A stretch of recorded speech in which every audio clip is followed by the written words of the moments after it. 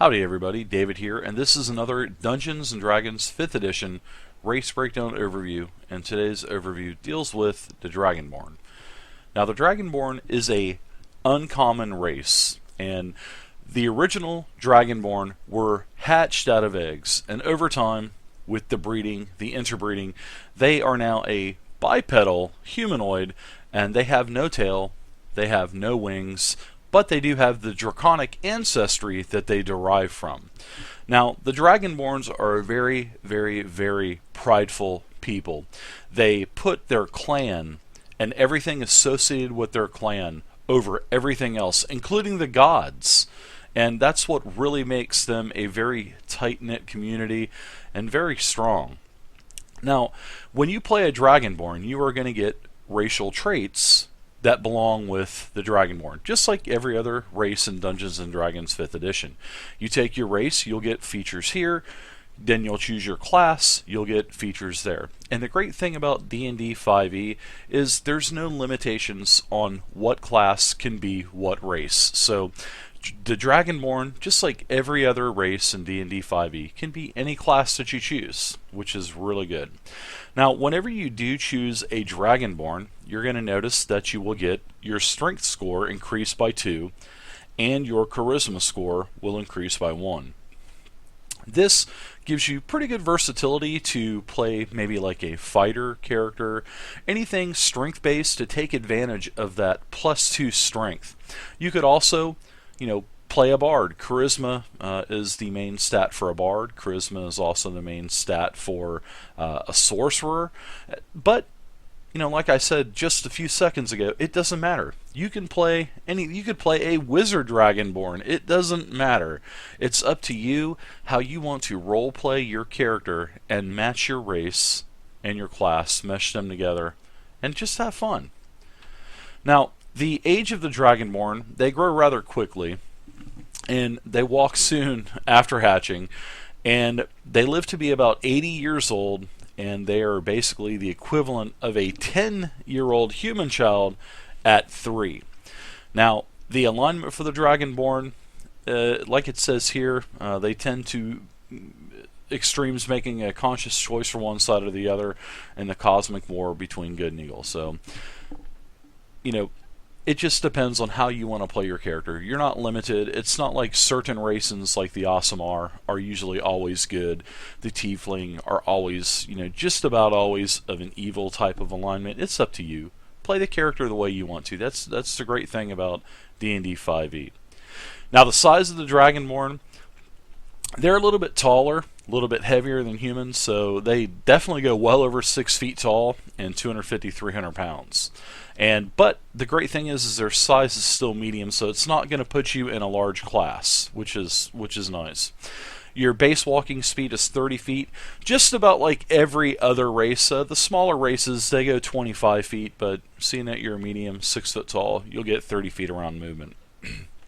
Now, every Dragonborn is going to get to choose their Draconic ancestry. This is sort of like the bread and butter of choosing a Dragonborn. Now, when you have your Draconic ancestry, you get to choose one type, whether it be a chromatic dragon or it be a metallic dragon, and there are 10 choices to choose from.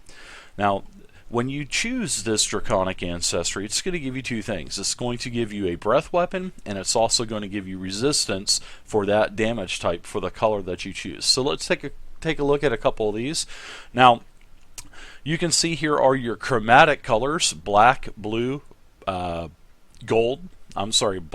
blue, green, red, and white. Those are your chromatic colors. Your metallic colors basically are, your metallic dragons are brass, bronze, copper, gold, and silver.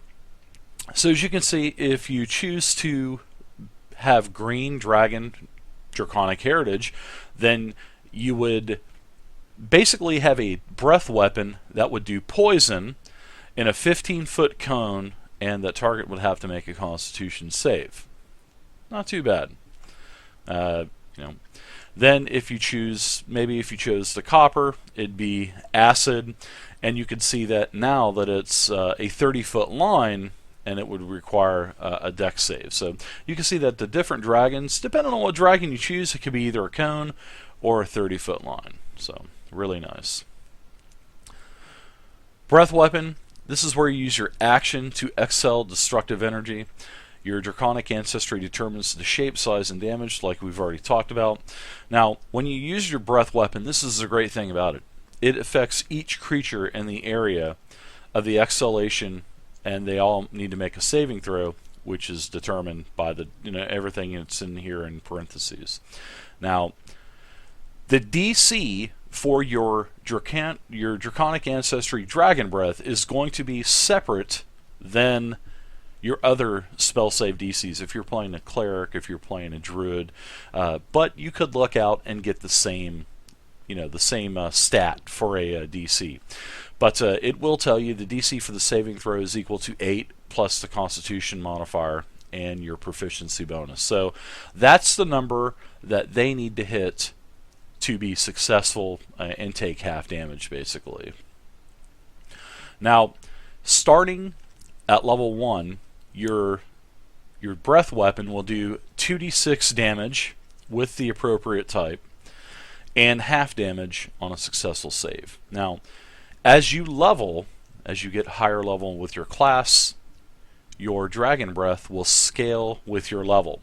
So at level 6, your breath will now do 3d6. At level 11, it will upgrade again to 4d6.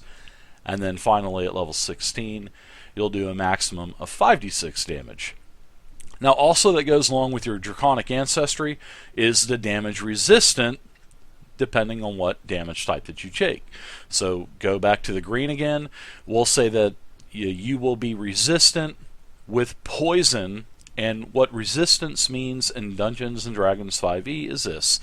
If you're resistant, you take half damage. So if you get hit by a poison bolt for, say, 40 damage, if you're resistant, you'll only take 20.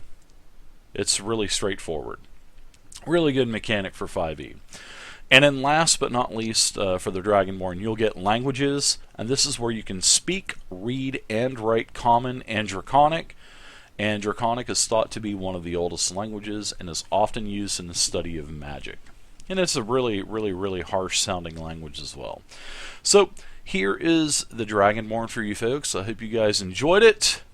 Please feel free to leave a comment down below. Also, please subscribe to the YouTube channel. And if you want to play a character in D&D 5e, I have over 840 character sheets on my website at tabletopping.net. I'll have a link down below for you. And you can download any of these characters in D&D 5e, every level from 1 to 20, every class, every archetype.